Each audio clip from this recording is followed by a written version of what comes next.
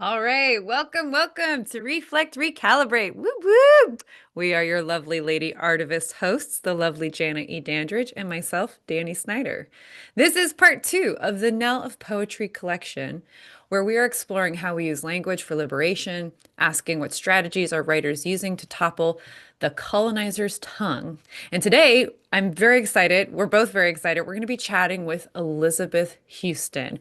But before we get into it, you all know the drill. Jan's going to take us on a little news bite tour. Tour. I guess we're going to one place. Right. It's many places all the time. News is all over the place. So how about we just go everywhere, Danny? How about we Yeah. just go everywhere? We're going to Pittsburgh though today, right? On Like it. we're This is using, true. yeah. This is true. We're in Pittsburgh. So from the Pittsburgh Arts Council, earlier this week, a federal judge ruled that the executive order signed by President Trump cutting off federal funding for NPR and PBS was, quote, unlawful and unenforceable. But as the New York Times reports, the ruling will, quote, likely have minimal effect on the federal funding of public media. So the ruling will have minimal effects on Yeah. federal funding of public media. Since Trump's executive order, the Corporation for Public Broadcasting has since shut down. The Corporation for Public Broadcasting has since shut down. That's huge, right? It's Yeah. been around for so long. Following Congress voting to withdraw $500 million in annual funding from the organization. In Pittsburgh, Terry O'Reilly, president and CEO of Pittsburgh Community Broadcasting, which operates NPR news station WESA and independent music station WYEP, confirms that this week's ruling, quote, doesn't restore the funding to public media outlets. So while yesterday's federal court ruling is indeed good news for public media, affirming our right to produce independent journalism without interference from government, it does not reinstate the funding we lost, amounting to more than $700,000 a year in cash and in-kind services that support our Pittsburgh-based public media service. O'Reilly shared in an email to WESA and WYEP members. So, yeah, Yeah. right, right. Like So minimal what, effect, like any effect. right, like what does it matter if they're not Right. restoring it? I don't understand how this is fully helpful. Yeah. What's the I mean, point, right? it's helpful in what who was his name?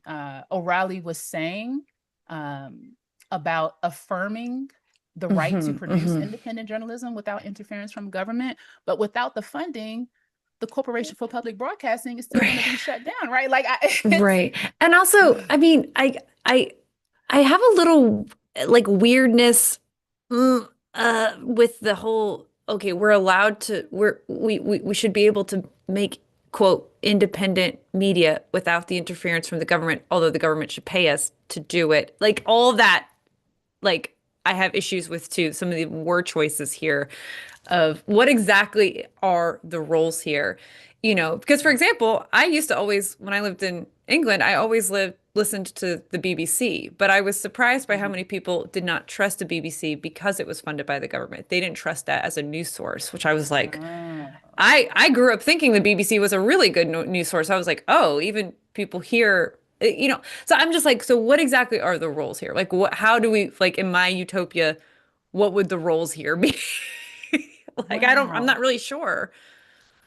I didn't realize that people don't trust the BBC in that way. I mean, I have an Hmm. idea of why, and I can see why, but I didn't know that this was something that people felt, just based on what you said, your experience while you were Yeah. over there. Well, I think people feel that way about NPR too here. I Hmm. know there's one person in particular who I live with who has that attitude.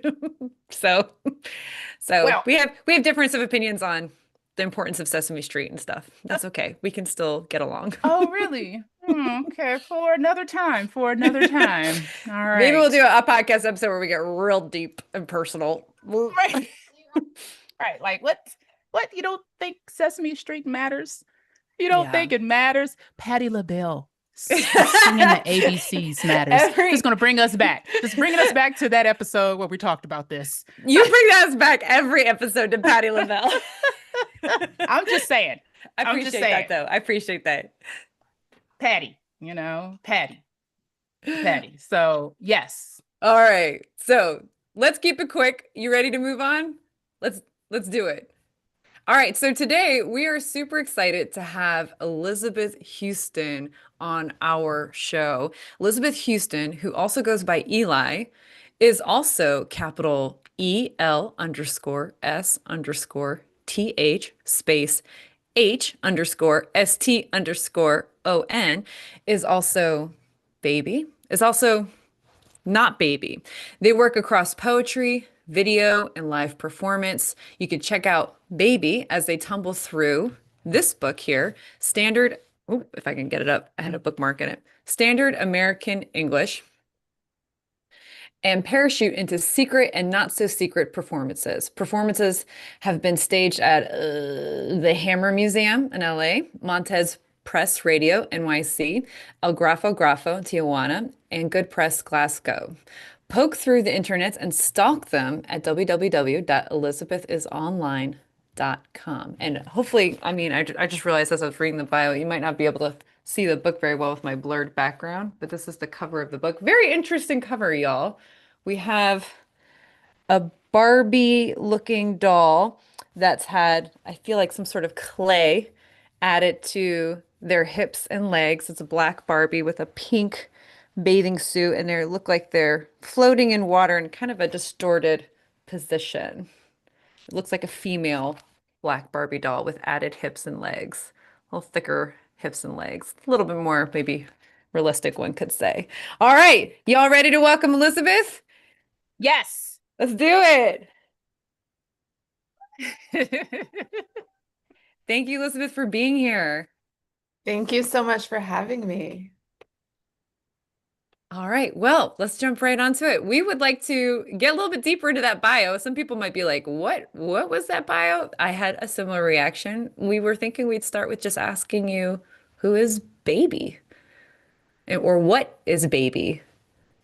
Yeah, I get asked that question fairly frequently with people who encounter my work, and I don't really have a definitive answer. And I think in some way the sort of capaciousness of the term as I engage with it, baby, and the way in which baby appears and can sort of mutate and change and explode into 100 different pieces. Um, and then, yeah, and then cohere again is what makes me interested in writing this work. And certainly because of my time and investment in performance and live performance, I've really seen sort of baby become something that exists far beyond the page, and also be sort of transformed into kind of characters and bodies that I wouldn't think about. So yeah, I don't have a strong fixed answer to the question. But there's certainly something sinister about baby. Yeah, we could all agree about on that. And I think the kind of what is disturbing about baby and that baby is also locked into this name or term, baby, can sort of present the reader or the audience with this unease because happening in performances and also certainly in the book Standard American English is quite violent. I mean, there's rape, there's aggressive racism, aggressive homophobia, and yet we're witnessing this through a persona named Baby, Baby being a kind of archetype of innocence, um, something that is maybe sexually or erotically pleasing, like, but yet all of what Baby encounters is coded through violence. So I think kind of working with the presumed innocence of the term and then the like extraordinary violence and landscapes of violence that Baby is traversing is like what is so hard to stomach. I think for audiences and readers, and certainly myself too. I definitely, for me, felt like baby is fluid. When I was thinking for me, who is baby, I actually was thinking first, I was like, I think baby is supposed to be me because I kept thinking about how, as I was reading the book, how do I use language? How am I relating to these different things? And also because, there's some moments that to me felt very abstract and I'm filling in these holes and these questions with some of my own experiences. And also there's so many so many references to my generation and to my high school. I was even down to like Lisa Frank, where I was like, oh my gosh, I haven't heard that name in a minute. So it was really relatable in many ways, and also in other ways, really not relatable. But baby was so many different things and was changing so much, and sometimes felt even very contradictory. And I was like, well, that's human. Like for a moment, I'd be like, oh, she's this archetype. Then I was like, oh, wait a minute, she's not. She has these conflicting desires and not just thoughts and feelings, like things that she is exploring. Do I want this? Do I want this? That at least that's how I was interpreting it. And so I think it's totally appropriate to be like to not be sure what or who baby is. Yeah. Right. Elizabeth, you saying sinister in reference to baby. The first thoughts for me, because I'm familiar with baby over some years, I was thinking about how women are referred to as baby, my baby girl, or that's my baby. And then recently, right now, as a mom, I'm thinking about my baby, right? And so putting that with sinister is a challenge for me because now I'm seeing or thinking about this word baby in a very different way than I did before, catcalling to motherhood. Mhm. So the dynamism of Mhm. how it's utilized in your book and how you utilize how you utilize baby, I think is just delving deep into all of those spaces that maybe we don't want to be in, maybe we do want to be in, maybe we are confused about.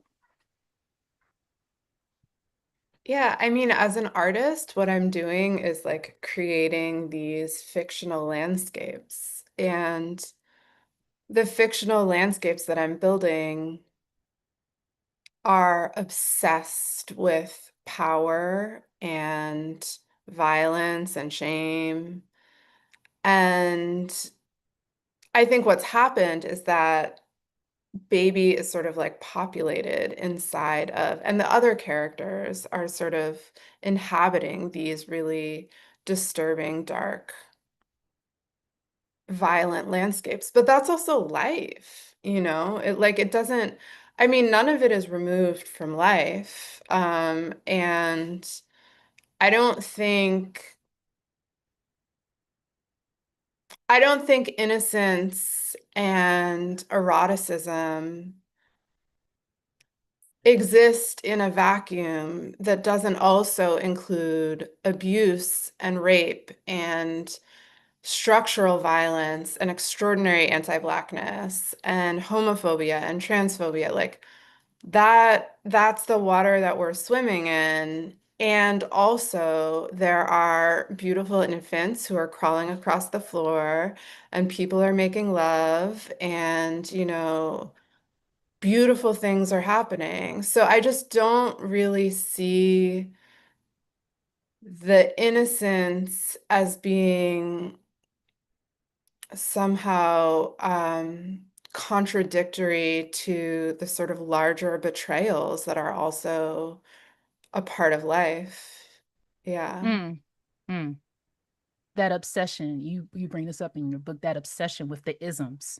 Mm. When you say extreme anti-Blackness, you made me think about the references to the obsession with these ideologies that are oppressive, um, and how we have to maneuver through this trauma, live with it, and be able to be joyful at simultaneously. It's And you it's don't have to be. You know what right, I mean?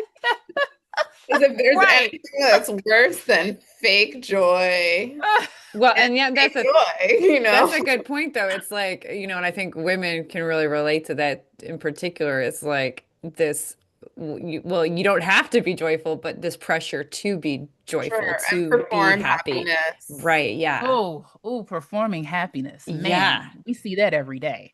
Yeah. We experience that every day. I know I do within the different places where I work, especially within this art industry. That performance and faking it. This makes me think of something. Wait a minute, I have to go back here and look at this note I made because this directly relates to this. In the book, there are a lot of footnotes, and it's like everything is happening in the footnotes. Hmm. Everything is happening in the footnotes for me. It's one of the poems. Where is it? Gosh, because I was like, dang, am I there? Am I there? And oh gosh, let me see if I can get to it, y'all. Yeah, I already dropped one of my Oh, right, bookmarks earlier. I was like, oh right, shoot. right. So it's page 101, Okay. We're all gonna and flip to our it book. is and it is from a defanged baby beluga cat loving warm man. And on page 101, I'm looking at the footnote 3, and what I wrote is, why do I relate? Mm. And I underlined, and she thought she had to be angry in order to be radical. Hmm. Thoughts? And I'll just say real quick, I wrote to Baby. I wrote an email to Baby. That's one of the cool things about this book, y'all, which everyone here, make sure you go get the book after you're done with this episode or while you're listening. You can multitask, but you can actually email Baby. It's interactive and you can ask Baby questions. And so I was actually asking some questions about happiness and about anger. And one of my favorite things that Baby said was, angry people are interesting. So sorry. Go ahead, Elizabeth. What's your thoughts? Um, yeah, it's an interesting footnote that you brought up, Janet. And I'll read it if that's okay. Please do. You know why I didn't read the whole thing, y'all? Because I need a new prescription for my glasses and I cannot see it that great. So thank you, Elizabeth. Yeah. So it's footnote 3 from a poem where there is this sort of like interior conflict that gets illuminated around art and capitalism. And also, as Janet was saying, the kind of obsessions with isms, which I think also, and this is me sort of editorializing, can be used against women and femmes of color and sort of marginalized people all the time. Like, why are you so obsessed with racism? Why are you so obsessed with homophobia? Why are you always talking about this? Oh my God. And I certainly have internalized that, like many people. Right. And uh and yet also putting a name to the isms, I think, is a part of the practice of liberation, I have found. And also, I would say determining when to let that go, because some people are experiencing oppression morning to night, and some people find it dialed up and dialed down at various points in the day. And sort of like understanding the spectrum of experiences that people have around structural violence, I think is also really important. And that is my little editorial that doesn't have to do with the book, but I will read the quote, footnote 3. Baby's proud to be radical, right? So, but also she has this sense that being radical might be sort of consuming her and destroying her. So in the body text, it says, it was this ambivalence, this uncertainty about the systems she lived within and couldn't imagine herself without. Racism. She was in love with racism. Sexism. She was in love with sexism, which kept her chained to the system, kneeling before it, humping it like a pathetic dog, as she declared proudly, oh so proudly, I'm a radical. Footnote 3. Baby was constantly broke and constantly angry.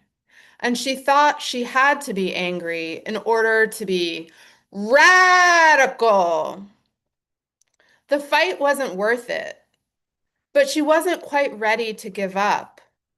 She found too much comfort in the idea that she was standing on the right side of history. She found too much comfort in the illusion of moral superiority. And so she didn't realize that she might possibly be wrong. She might be right about capitalism, but she might be wrong about herself and her position within the whole enterprise, her position within the machine. Baby thought she stood outside it when she stood at its very center. She thought by raging against the system, she might somehow be removed from it.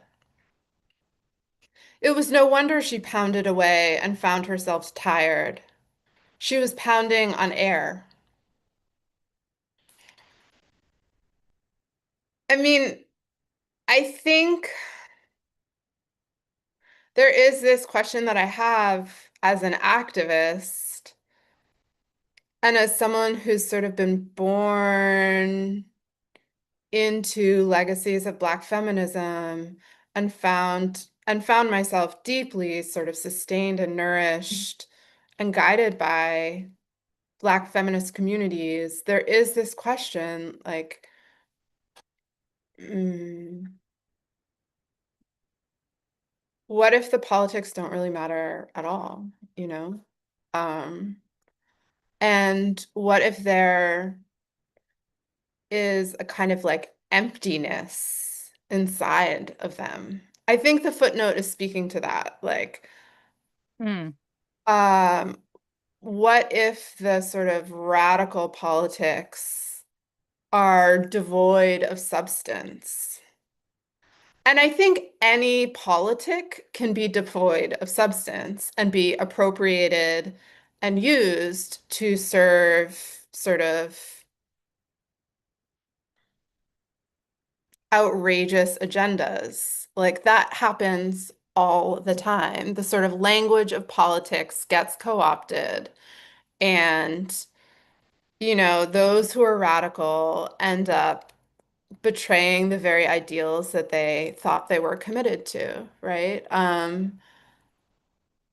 So I think the footnote is also kind of like reckoning with those contradictions, which also I think can get kind of eclipsed in the fervor and excitement and commitments to, certain political campaigns or ideologies or whatever positionings, however you're defining yourself politically. Yeah, so those are a few thoughts around it, but I'm super curious what Janet and Danny, yeah, what comes up for you guys there? Mm. First of all, just thank you for reading it. It it's so on the money. Just love the words. It's so on the money. The center of this emptiness, the center of this capitalism. When you say that, when I read that, I thought of racial capitalism, right? I thought of extraction. I thought of these extractive practices. So yes, I am at the center, but I'm also on the periphery. I'm Mm. also othered, and I'm at the center, and I'm doing this work because I'm at the center and because I want to shift how I'm being um I want to change that. I don't want to be exploited. I don't want to just be this object that is taken from. I don't want other people to feel that way too. But Want to be damn, autonomous. right, right. I I want to not have to do this, but I am at the center while being on the periphery. And then what else am I doing? I'm not having fun. All I'm doing is focusing on this. This is what I'm doing. I'll stop there. Danny, please. Oh, gosh, I don't even know. I think Um, that's a common affliction if for activists, right? You get to a point where you're like, is this even fun? It was it I'm sorry, Danny. It wasn't even fun in the first place. Mm. It wasn't fun in the first place. It's always been work. When But I'm it's saying necessary as well. I mean, I also think politics isn't born from, at least my most radical acts have not been born from places of comfort or pleasure. They're born from necessity, right, Like I don't have right, any other choice. My back is against a wall. right. That mhm, is what radicalizes people. mhm. But how can it be sustainable if there isn't some measure of rest and comfort? I mean, that's the question that I don't have an answer to, you know? Yeah, and it's something we bring up every episode is burnout and balancing everything. And I don't mean just like the work, the labor and like the joy and the fun, but also work and rest, but also just money. Like how do we make money as activists and eat cheese or whatever? So uh yeah, the the happiness thing, the joy thing, I am thinking right now about the Center for Artistic Activism, which is actually where Janet and I had met. And one of the things that they really argue there, yeah, Janet, and she's doing this with her forehead. She's kind of, what do you call this when you're rubbing your temples a little bit? That's where we met. It doesn't mean that, we completely follow or are aligned with what they promote. I definitely learned some things from C4AA, Center for Artistic Activism, but that was one thing that they really push is that if you can make it creative and if you can make the activism fun, then you'll have more buy-in, you'll have more participation, and you'll have better luck at changing something. Um, but I think like as artists who've been, yeah, I know Janet is making faces. She's making go ahead, Janet. Go ahead. Please finish, Danny. I Well, will comment. that's basically the idea is that like that's one of their arguments, but the artists have been doing this for forever, have been literally burned at the cross and died for it. You know what I mean? Like so it's this is not like And you can also eclipse the seriousness of a political project when you're just bejazzling it with whatever, I mean, I'm pointing at Elizabeth in agreement. that, Pointing at that and it becomes quite offensive. And I think artists, who are interested in sort of social practice, broadly speaking, like run a real risk of doing extraordinary harm and in the name of an art practice. And I also think art is also perceived as being, and this depends on the community, right? It does depend on the community, but I think it's perceived as being sort of more quote unquote refined than activism, where, you're rolling your sleeves up. There's elbow grease that has to be sort of spent in a kind of different way than I think how we perceive of art. I mean, I think art is incredibly taxing, and I know my art practice is one which very much takes me to the edge and limits of my own levels of comfort. But I do think that there are ways in which artists sort of jump on some sort of social practice bandwagon, because they feel like they can be cute and do some nice things for some, poor people on the other side of the city. I mean, I completely agree with everything that Elizabeth just said. And in terms of the ways in which some of these organizations who are looking to, I think, help people in understanding the relationship between art and activism, the people who are running these organizations don't always necessarily understand being in the center of the extraction, don't always understand being on the periphery simultaneously. And the experience And of exploitation. right, right, exactly. And then when someone comes in, I'll just take myself for example, and I'm like, yes, this is much more than, a fun spectacle. We can utilize art in a way that's strategic, in a way that's aesthetically pleasing, but I'm not going to put it into, or when I say it, I'm not going to put the issue into a position of being disregarded because it's such a spectacle, because that's not the main reason that I am creating the work. Mm-hmm. Mm-hmm. And I think that pinpoints a big difference of like, are you an activist trying to use creativity? Like, are you coming first from the activism, or are you an artist, someone who has this deep need, maybe radical need to express something, and art is the way that you do it. You know what I mean? And it's not going to be fun because what you're expressing is really hard, you know? So I think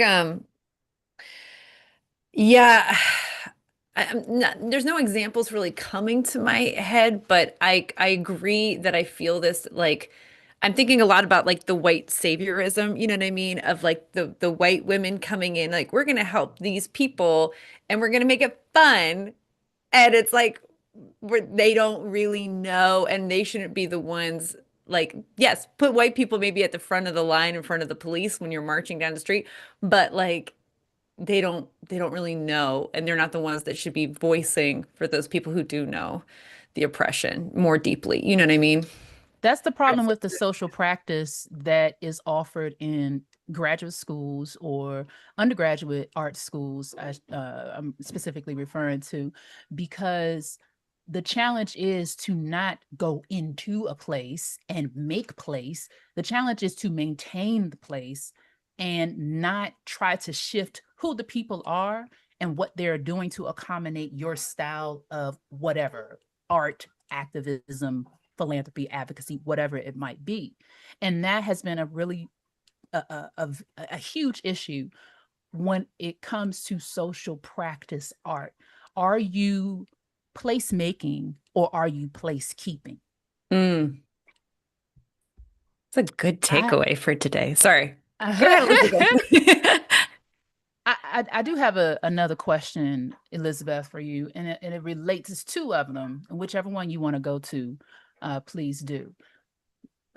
Because I'm feeling comedy in this conversation right here. And I'm also feeling something that we discussed when we had a pre-show meeting, um, the failures and hypocrisies of the left. So I'll pose these two questions. How does your work critique the failures and hypocrisies of the left, which is continuing on this conversation that we have there we're in right now, this part of our conversation? And how does comedy play a role in your work? Choose whichever one. Yeah, they're great questions. And I mean, the first thing that came to mind as you were speaking was the way in which a sort of self-seriousness so often defines leftist politics. Um, and you go to an organizing meeting and people are so goddamn serious and uh, may not understand the stakes of what they're also involved in. And so the sort of like intellectual seriousness around politics that we can see in certain leftist communities, and not all, because I think there are people doing incredible work. But the sort of intellectual seriousness that's devoid of practice, and lived experience, um, that we often see on the left, and that I think Trump has really effectively used as sort of like a target of why, um, the Democrats aren't speaking to the needs of, uh, American people, to use that most sort of expansive of terms. Right, right. But I think that, yeah, the right wing has been incredibly, and I'm not the first person to say this, but incredibly sort of ingenious in picking at the failures of progressives. And I mean, Democrats aren't really progressive, but progressives as sort of like a very broad base. And I think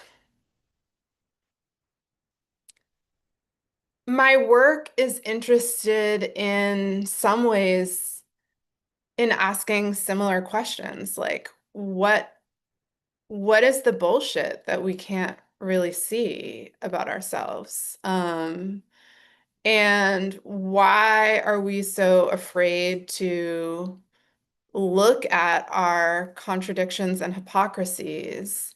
And what is this obsession with kind of moral purity, a kind of like wokeness, that is actually all about optics and has nothing to do with with what our sort of behavior and actions actually are about. Um, so that's definitely something I see, and it's something, I've experienced, and I think I've asked myself those questions as well. Um, but I think comedy can be a kind of effective tool in unmasking these kinds of hypocrisies, and sort of like revealing the monster for what it is. I didn't come to poetry with an intention to be funny, and I didn't come to baby with an intention to be funny. I was really just kind of following primal instincts, and as an artist, asking myself, what's interesting here in what I'm writing? Where is it going to take me? And what's interesting? And let's follow what's interesting. And what I found, what was most interesting was the gestures that people often read as funny in the book, and these sort of acerbic social commentaries that get made around race and anti-racism and, the performance of anti-racism. And yeah, and so comedy sort of like emerged as a byproduct, I think, of my own sort of curiosity about what was happening in the writing that I was doing, am doing, and I see like, because when I'm detached from the work and not writing the work, I see how those sort of comedic, absurdist gestures that get made in the work are also very much a part of a kind of cultural critique that I think has validity, you know, but can't really be said with a straight face. So comedy can give, I think, a kind of permission, but in the creative process, I'm not thinking like, oh, comedy gives me a certain permission to say and explore subjects that I wouldn't otherwise do. I'm just sort of trying to get the work done and make something that's lively and vibrant and complicated. And yeah, and comedy ended up being a sort of form that was really helpful.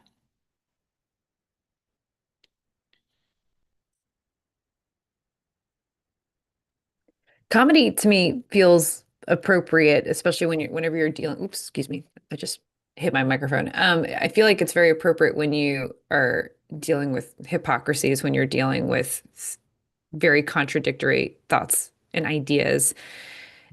And it does give some levity to like some very serious situations. It did make me a tangent thought. It did make me think earlier when we were thinking about, artists who might have this pressure to do something socially, like social work thingy.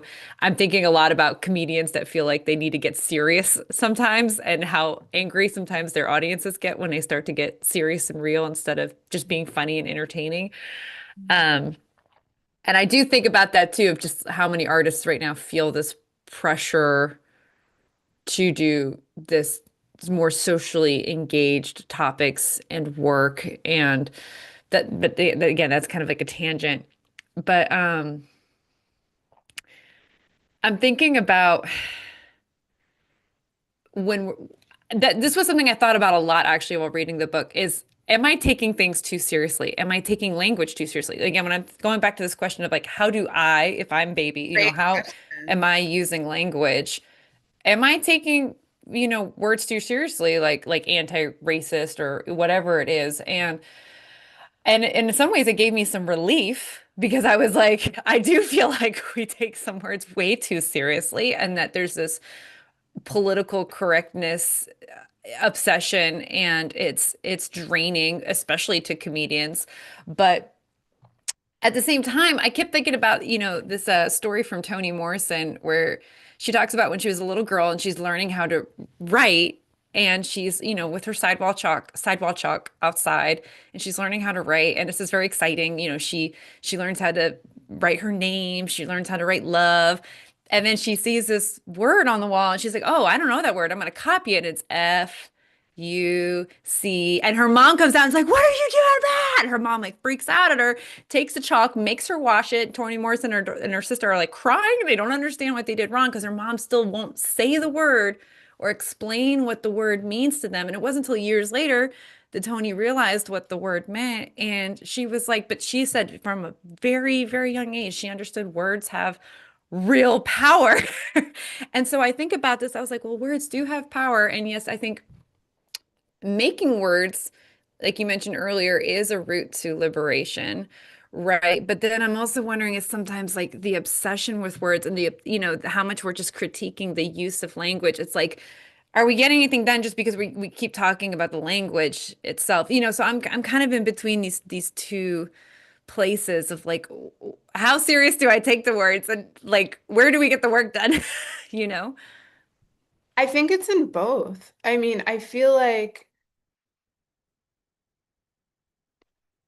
political correctness that is self-serving is not serious.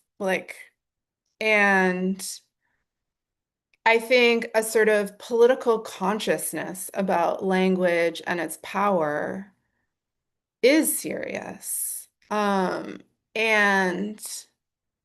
I think that the kind of obsessive self-censorship and also virtue signaling that we can see on the left is ultimately debasing language. And I know in my own personal experience, creating a lot of distrust, because if a person is saying one thing and acting in a completely different way, I have no reason to trust them, you know? And if what they're saying is sort of representing a certain politics and then their behavior is in the complete opposite direction, there is no uh there's no integrity, but there's no trust. So it's I think it's important to sort of reflect on the impact of that kind of the impact of those dynamics. Um, and also make space for people to make mistakes, you know? I mean, people are racist and will continue to be racist, you know? And power is what it is. And uh yeah, I don't have a like easy answer to what you're bringing up, but I think it's an important point because I think language is incredibly potent and powerful and serious. And when we fetishize language, there's a way in which we we sort of don't allow it to be free, and its power becomes diminished. Um, I mean, I think that's the other sort of side of this when language becomes this sort of like obsessive object that serves purely instrumental purposes. Um, it doesn't, we actually really aren't honoring the power of language itself. So yeah. I don't know. I mean, when we think about the term saying like I love you, you know, like how many times have you said I love you? Mhm. And it feels, I mean, there are contexts where it feels very serious, you know? And there are also times where, you know, it's like shaking someone's hand. Um,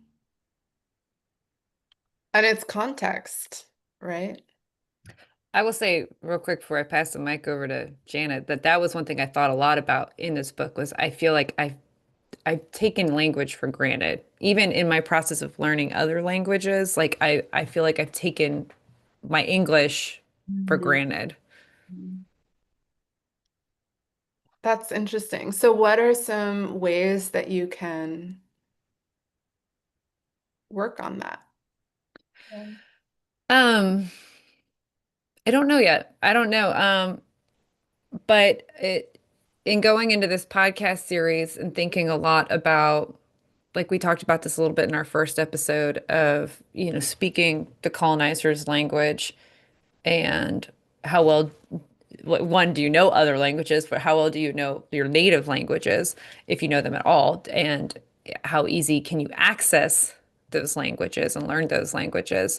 Um, but for example, thinking in like this bigger picture neoliberalism about how language is a commodity and that all around the world people are encouraged to speak English so that they can thrive in industries. Mm. And I didn't I took that for granted, one thing I don't take for granted is when I travel, it is really easy for me to travel. Even when I was in Vietnam without a phone, I still could figure out how to get places without the Vietnamese language, without knowing anything about that language.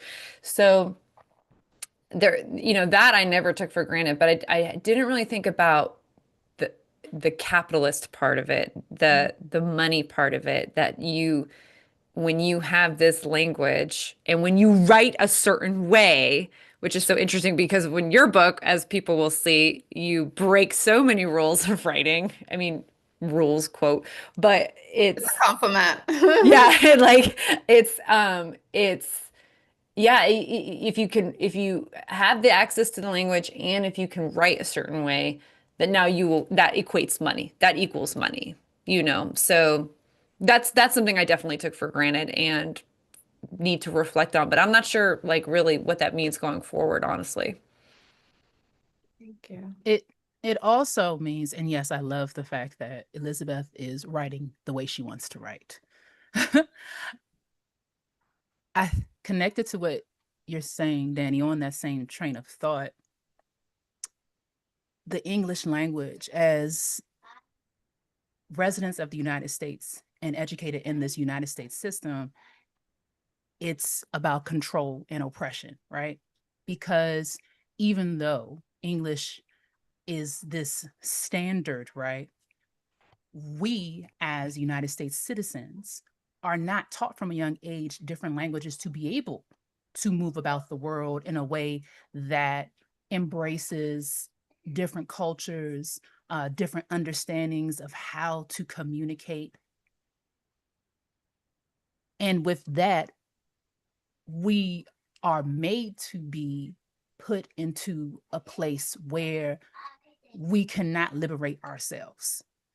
That's what I believe the goal of, or one of the goals of this system is, to maintain this hierarchy and to force people into specific positions that can allow for the unjust, unruly, hateful system to persist.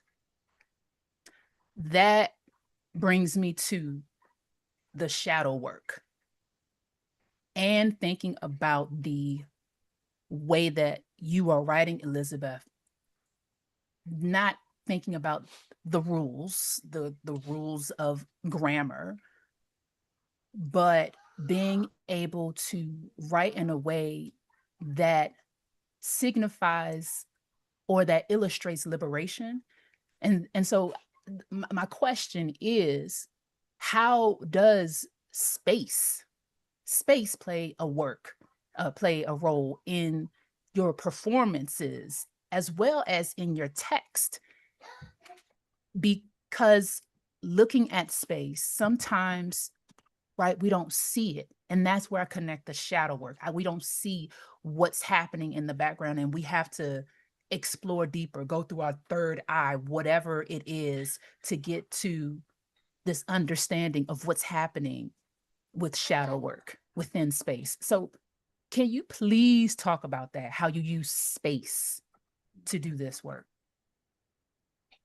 Yeah, well, I mean, I think I come to the page and also the stage or sort of this space in a gallery or museum um, with an instinctive awareness that there is a kind of geography of power that is getting played out, both on the page and also on the stage. And so I think my interest is in kind of upending and deconstructing how the architecture of power is built, both inside of language and on the pages of the book, Standard American English, and also in the space of performance. Yeah, I mean, Black people at the back of a bus, white people at the front, that the sort of hierarchies with which the racialized and also just hierarchies of power, these hierarchies are encoded in history, they're encoded in the present, and they are being kind of manifest in space. And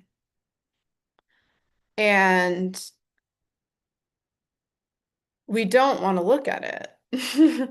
You know? I mean, the reason that it is sort of considered taboo is because we resist it. Yeah, we resist that um,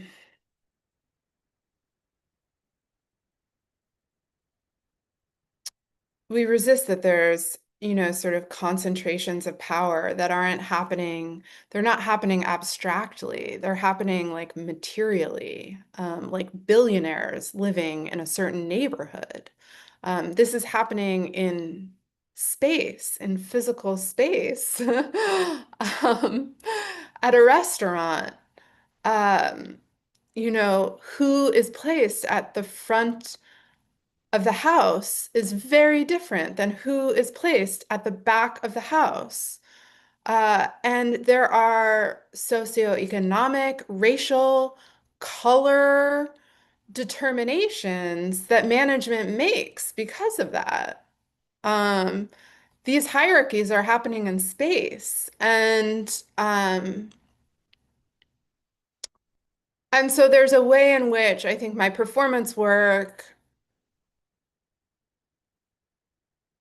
attempts to reveal that. And I think the kind of dialectical relationship between performance and writing that has emerged has meant that I have become similarly interested in sort of how hierarchies of language get encoded on the page.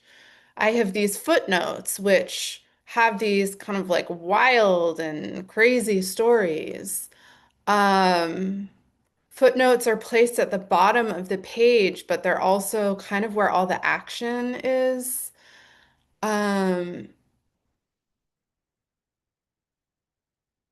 what the reader makes of it is sort of, you know, for you guys to determine, but that's something that I want the reader to kind of contend with that. Okay, it's a footnote, it's considered kind of ancillary, um, not primary. But it's actually maybe is primary. There's a disorientation that is purposeful and I think useful for the kind of artistic projects that I am engaged in. I would get excited about the footnotes. I'd be like, "Ooh, there's a big footnote coming. I gotta get to the part so I can read the footnote." Yeah, it's fun. It's fun. And I always thought of, at the first I was like, "Oh, it's providing context." And I was like, "No, this is like the A real context. This story. is like, yeah." Right. And sometimes in the poetry, I'd be like, well, I feel like we're going this way. I think this is what's happening. Then you get to that footnote, and you're like, yep, that is what's happening. I'll never forget, like, when Janet sent me this book, and I didn't know nothing about you, Elizabeth. I'm sorry, but I didn't know nothing about you. She sent me this book, and I read that first page, and I was like, okay, now, now I know what kind of mindset to be in to sit down and read this book. I was like, okay, I'm ready now. And then I sat down properly. I was like, okay, let's get into this. And then when I get to those footnotes, I was like, oh, okay, that is what this book is about. That's what, okay, this is where we're going. But yeah, it was the footnotes when they were long, I got excited, and there were some pages where it was felt like mostly footnote, which was great. Yeah. And I think like what's funny is towards the end, I felt like most of the things I was highlighting, it was actually funny. I was reading the book and I realized about like two-thirds of the book, I was like, I haven't actually taken any notes or highlighted. I've just been reading and Mhm. absorbing. And then I was like, maybe I should like, because I finally got to a point where I was like, I really want to highlight this to make sure I remember it. And then I noticed I like kind of like Janet, I was highlighting mostly footnotes in the story. So yeah, I thought it was very clever, very creative and not standard at all. Right, exactly. I enjoyed reading the work aloud, or I'm enjoying reading the work aloud because of the spaces and places that can allow me to breathe and Mm. allow me to take in the words, and then how we typically say, for example, or write and or and I liked tricking my brain, sort of taking me out of that standard place Mhm. and being able to feel the emotion from what you were writing, what you were feeling. It's emanating from the pages, and then I'm able to receive it in that way. So I liked reading the text out loud when I could, when baby boy wasn't around. um, and just feeling how my body was Mm, taking it in, how I would change where I'm sitting in space, or where I'm standing in space. Sometimes I was in the car, or how I'm shifting my body in the seat. So space for me plays a big role in experiencing Mm. this book, mhm. experiencing your work. It's Oh, so and meaningful to go hear ahead. that you read it aloud. Yeah. Right. Well, I was saying to each of you,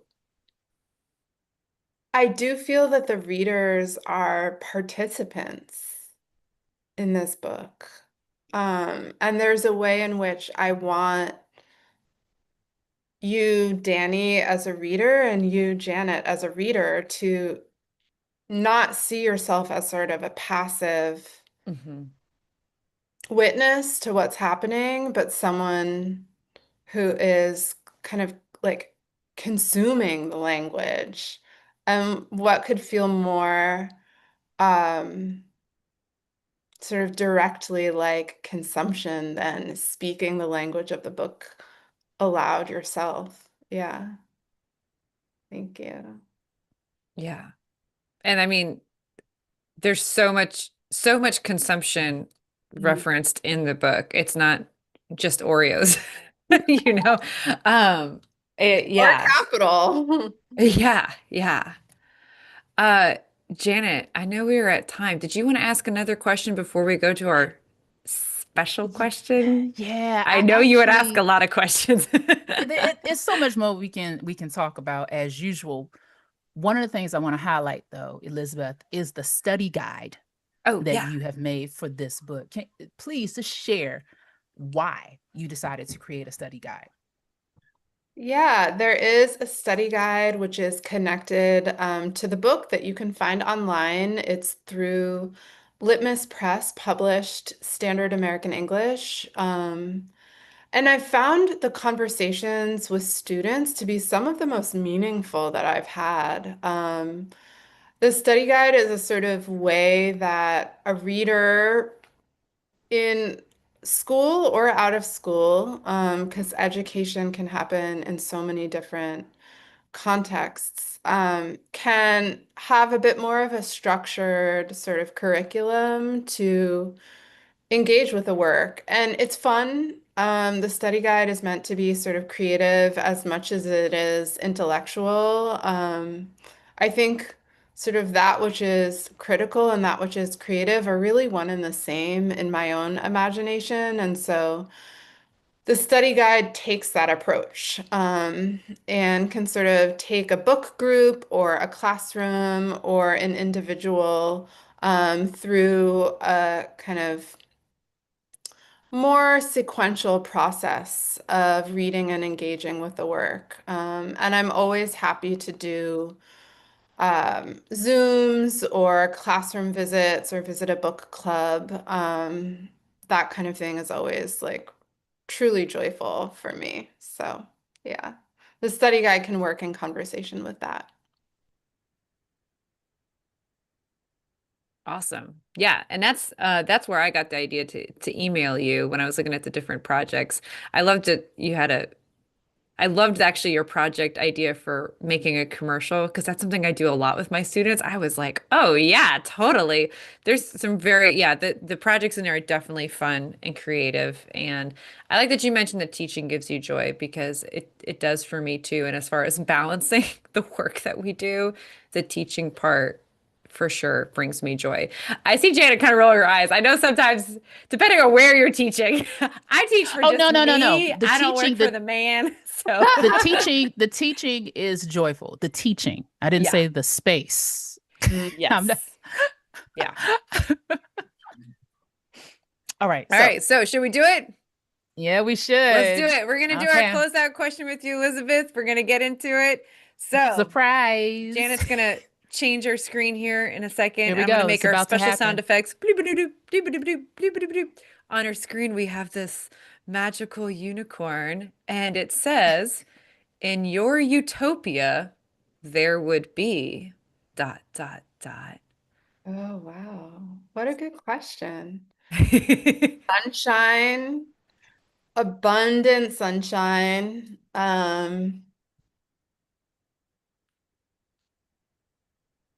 Just so much fresh fruit, and I love the beach in Miami. I lived in Miami last year and the beach was my favorite. So yeah, the like a beautiful Caribbean beach is just, and not that you go to on vacation, but like, I mean, that was the beauty of like living in the place that, I could go there whenever I wanted. Was, yeah, it's really, really beautiful. I am someone who really like this, I soak in the sun. It's like nourishment for me. And yeah, I feel very connected to the outdoors, and just sort of like living with the rhythms of nature. And so the more I can feel connected to that, the more I feel like I'm kind of like in my best, I am my best self. So yeah, a lot of nature. Um, and a lot of sunshine. Space, right? Space. Yeah, You space. are a All product about of the your space. environment. About the Yeah. space. Yes. About the space. About the space. Yes. All right. This was an amazing episode, y'all. Wow. Thank you, Thank you, Janet, for Elizabeth. making this Yeah. happen. I'm so glad you got to come on, Elizabeth. This was awesome. Yeah. This has been great. Yes. I'm always sad when it has to close out. Always sad. So, Elizabeth, please stay in the back office. Thank you so much for being with us. Give it up for Elizabeth Houston, Standard American English. Please check out the show notes when we get it in there to purchase her book, to purchase their book, and to also check out that study guide to help in delving deeper into the book. So thank you, Elizabeth. Thank you. Thank you so much. Awesome. All right. Thank you. So yes, here we are closing it out. Let me go ahead and tell y'all what's happening in part 3 of the Knell of Poetry collection. We'll reflect on the topic with a few guests in our RFC study group on April 18th, 1 p.m. ET. Put it in your calendar, Saturday, April 18th, 1 p.m. ET, live on our channel. And remember to subscribe, like, and share. We will definitely be using that study guide. So Yeah. when you are tuning in, have your study guide ready. And we'd like to remind our listeners that this podcast is funded by the two of us and your donations. So please help keep our podcast going by making a donation through our PayPal link in the show notes below. All right. So once again, thank you all for being here with us and enjoying this wonderful conversation and giving us time on your Saturday. Peace. Peace.